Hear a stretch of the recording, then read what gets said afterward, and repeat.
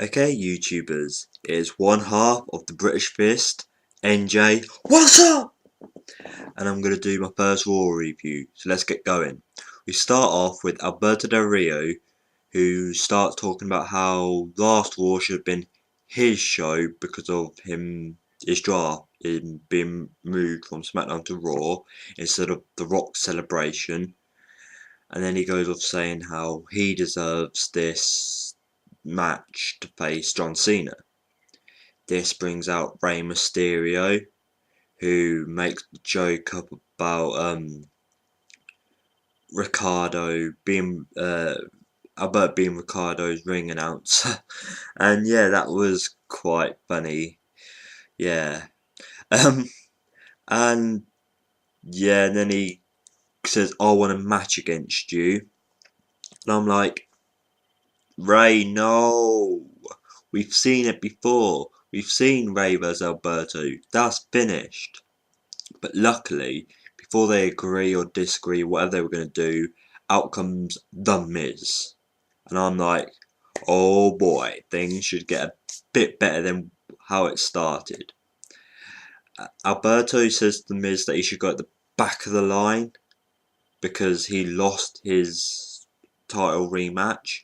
And I guess that's a good point because he did lose and now it's time for maybe someone else to have a chance as he lost his rematch.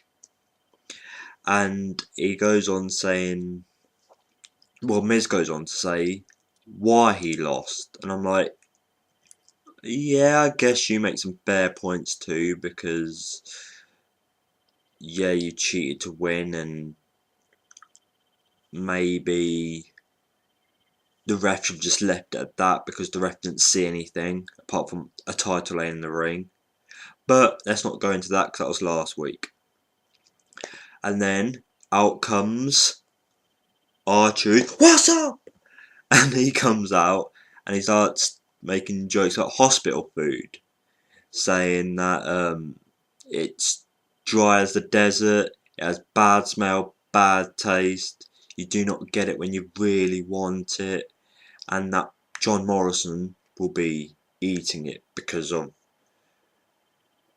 R-Truth being the one who put him in hospital. And I'm glad that they used that because the sad news after hearing John Morrison is going to hospital for surgery on his neck, I'm kind of glad that they played it off that R-Truth, the one who did that to him, because if they just went off and just ignored it, I don't think it would have done any favours for Morrison's timeout or R-Truth's push. So I'm kind of glad this has worked out. And then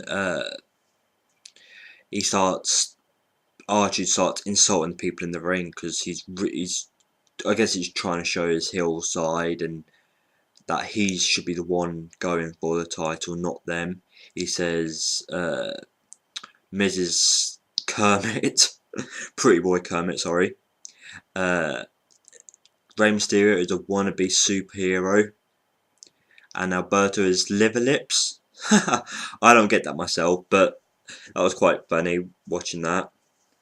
And surprise, surprise, the Raw GM gets involved. And I thought, okay, we're going to have a fatal four-way, or maybe some kind of elimination match to have the number one contender. But instead, he says we're going to have a triple threat because one of you does not deserve this. And I'm like, please be Ray, please be Ray, please be Ray. But he went through them all and said that Miz, you deserve it. Del Rio, you deserve it. And I got too excited, so I sent the email before I finished. And the last person is, wait for it, Rey bloody Mysterio. Yeah, I'm like, for flip's sake, why are we having him over R-Truth, who needs to push? He's there. Morrison's going to be out for 4 to 6 weeks. so that's plenty of time for R-Truth to get involved with the title and maybe have good matches against Cena before John Morrison maybe comes back and gets R-Truth. But they didn't go down that route, so oh well. And then it seems like R-Truth has a problem with Rey Mysterio, because after that he gets in his face and he really says that, especially you, I don't like you and all that. And I'm like, okay, I see what WWE could be thinking. Maybe there's something there, a match or rivalry going on between them, as R-Truth's not in the main event. But oh well, we'll see what happens later. And then they all attack each other. And surprise, surprise, Rey bloody Mysterio is the last one standing. Yeah. Well, going past that kind of good / bad, it did its job, it made the match, but not in the best way it could have. And then we get to Divas match. The Bellas versus Eve Torres and Kelly Kelly. Yeah, where did this come from? A tag match again. Grrr. And yeah, I'm just going to skip to the end because this match was just pointless. We had a quick roll up from Kelly Kelly on one of the Bellas. I don't know which one, so don't ask me. And then after the match, surprise, surprise, Kharma comes. And I'm like, right, you've let Kelly Kelly get away with it before. Is this going to be her time? But Kharma gets in the ring and she's looking at both divas. Kelly Kelly gets out the ring. And what does Eve Torres do? Runs up to Kharma, but Kharma clotheslines her down. Take that! What were you thinking? Anywho, yeah, and then after she's clotheslined her down, Kharma gets out the ring to chase Kelly Kelly. But Kelly Kelly makes up the ramp, and Kharma gets in the ring and takes out Eve with her finisher. Yeah, so what could this be leading to for Kharma? So far she's just taking out diva after diva after diva. Is she actually aiming all this at Kelly Kelly? There's something about Kelly Kelly, I'm thinking maybe. I don't know, but I think there's something there. Something not quite right. Maybe she'll get Kelly next week. Okay, and then after that we have Mason Ryan with CM Punk versus Kane with the Big Show. And yeah, this match I'm thinking was more for Mason Ryan, but the match ended with DQ as the rest of the Nexus, Otunga and Michael, there, you know his name, comes out and he basically, they basically attack Kane. Yeah, and then Big Show comes to the rescue. Yeah, that's what the BFG does. He just comes to save the day. And sadly, Kane kind of needed Big Show because he, for some reason, couldn't take out two not so great wrestlers. They basically take out, Big Show takes out those two, and the Kane and Big Show double choke slam Mason Ryan. I'm like, you went down. Don't mess with Kane Undertaker. But he won't listen to that. Where they've got going on is going to continue next week. And then after this match, we get Vicky says that her whatever they are now is saying that the future of Dolph Ziggler. Oh, for fuck's sake. And he's gone against Santino. Yeah. The future of Raw. Is this going to be another chosen one kind of wording. Future of Raw goes for a couple of weeks and then finishes, just like the Chosen One did. Yeah, but anyway, this match was sad for me because I was like, this new improved Ziggler. The only difference is his short hair, the hair colour, and his attitude. No, there's no difference there. But anyway, Santino loses after he gets drop kicked after trying to hit his Cobra, and then the zigzag for the win. Woohoo! What is that going to do? As much as I'm thinking Ziggler should be in the main event, I guess as he's just kind of recently came to Raw, I guess this is going to slowly build him up. Slowly build him up, yeah. It will. Alright? Okay. And then, oh yes. We had a SmackDown Rebound video. And the SmackDown Rebound video had nothing to do with Raw. It showed the sad video of Randy Orton being chosen to face Christian and defeating him. Why did we need to see that? We've watched SmackDown now. We've read. It's been all over the WWE internet. All the websites. Everyone's talking about it. So why did we have to see it on a Raw? Yeah, getting past that point. Thanks for that, WWE. Right, we get to R-Truth leaving the arena, and he goes on saying that how no one's taking him seriously. He's not doing the "what's up" anymore because of it. Yeah, and then he just gets in a big strop and ends up leaving the arena. Bye, R-Truth, for now.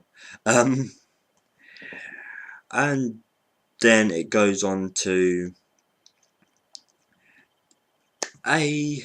someone that we didn't really expect to see appear on Raw, and it was Yo, Zack Ryder.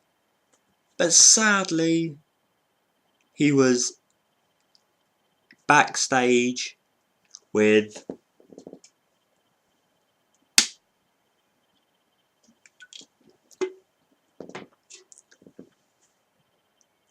John Cena.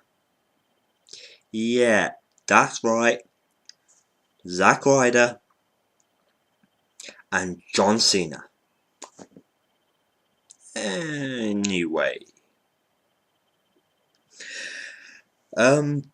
Then we have backstage Riley saying that, "I'm sorry, Miz. I didn't mean to screw you in the match. I was only trying to help." And Miz was having none of it. "No, you don't do that. You're an idiot. You stupid," and all this insult and stuff. And Alex Riley just took it. Eventually, Alex Riley said, "I'm going to put this right. I'm going to make it up to you." And you see him walking backstage. The staff are hiding behind stuff and that. Doing their jobs, obviously. And he gets to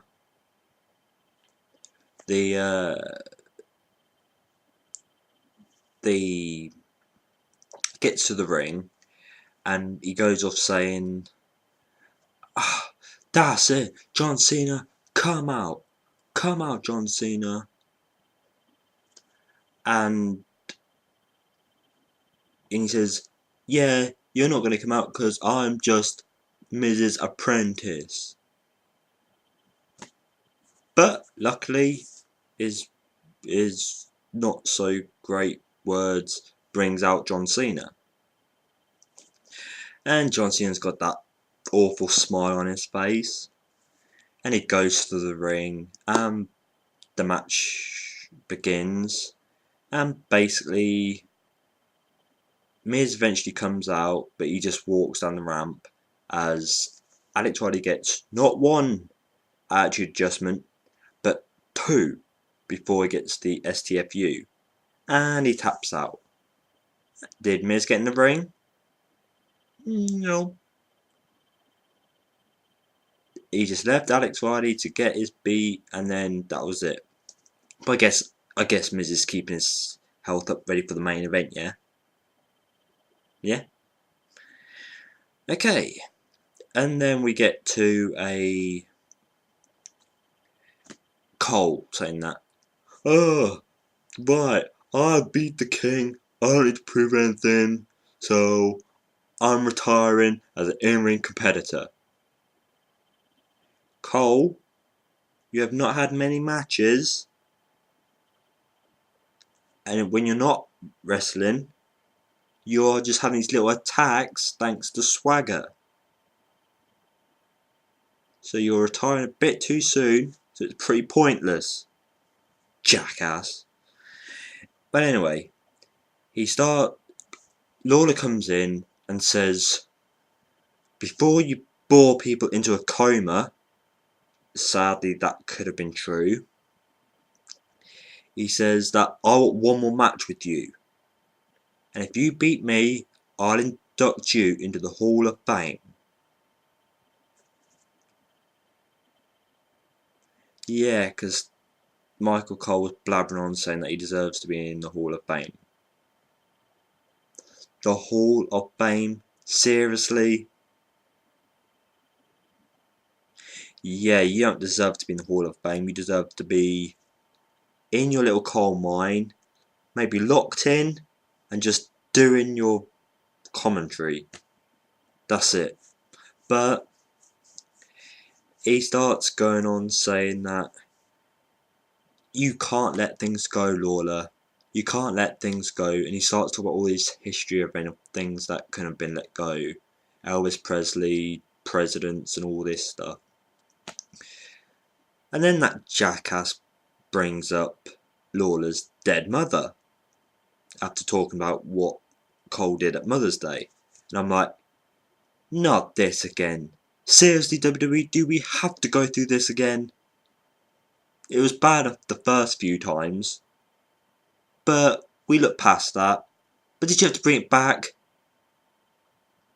I've been on Twitter drawing Raw like I normally do, and there was complaint after complaint after complaint. One was bad enough, but did you have to bring it back? I'll slap you for that, WWE. And he basically says, you're going to do all that for me if I beat you? No. They're not having a match. Great. But after Cole brings up the mother, King comes up to the ring and starts trying to attack Cole. But lucky who's there to save Cole? Jack Swagger. And Swagger basically knocks out Lawler. And then we get to a match involving Lawler. Swagger. Got it wrong. We have Swagger facing Kofi Kingston for the United States Championship. I do not care. Because basically Cole's going on, still insulting King, even during the match that has nothing to do with the King. But King comes out and distracts Swagger, so Kofi can do his finisher and knock out Swagger so Kofi can win. And then basically you see King attacking Swagger. Yeah, which is fine because I guess Swagger's just been knocked out in the ring by Kofi, so he won't going to do much. But then, great moment here. He starts attacking Lawler. He starts attacking Cole in the coal mine, grabbing his tie, yank, ha ha ha, yank. Yeah, and you see his face getting pushed up against it, you know. Yeah, and the referee's pulling back, and to cut this whole thing short, because I'm not really interested in King vs Lawler now, they should finish at WrestleMania, is that Swagger announces that Lawler will face him, so I guess that's going to happen at Over the Limit. Okay, last match please. Okay, and now we get to the main event. And what is it? Alberto Rio, who is already in the ring, versus Rey Mysterio versus Miz. And to cut this match short, because it's just it's the end that really counts, is Rey does his 619. I'm like, oh no, please no, don't do this, not Rey. But Riley, who eventually came down near the end of the match, pulls out Rey so Miz can run in and do his finish on Alberto for the win. I'm like, is that really allowed? Riley to interfere and nothing came from that? Really? Okay. If you say so, WWE. And, well, then that got me thinking, could we have Riley versus Rey for that? Possibility. But as Miz's win, he's facing John Cena at Over the Limit. John Cena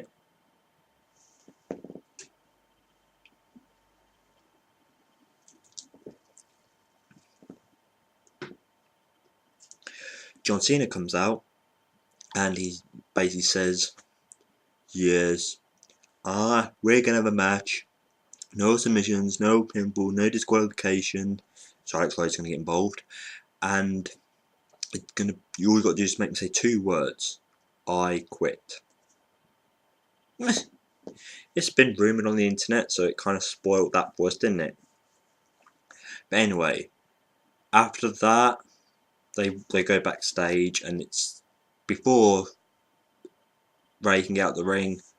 R-Truth, out of nowhere, comes in the ring and knocks down Rey. So that scrapped my Riley versus Rey idea. It's going to probably be R-Truth versus Rey now. At least it's not Alberto versus Rey, people. Let's give it that, yeah? But anyway, overall, I thought it was an okay Raw. The matches weren't the greatest. There were some people missing. Like, maybe, as there's still having SmackDown wrestlers appearing on Raw, we could maybe had a Drew McIntyre somewhere. We could have maybe had, for the Nexus, you can't really do much with the Nexus, can you? Punk's not really having a match. It's all based on Mason Ryan. Yeah, which is a bit of a shame, because maybe Punk getting involved in matches could have been good. And maybe less time, less segments with Cena, please. That would have been good. Anyway, WWE are living off Cena, you know. I don't know why. So anyway, you've heard what I thought of Raw. What did you think of Raw? Leave your comments in the comment section below. And if you liked my first Raw review, subscribe. And maybe give me the old thumbs up. And I'll do another review soon. Bye for now.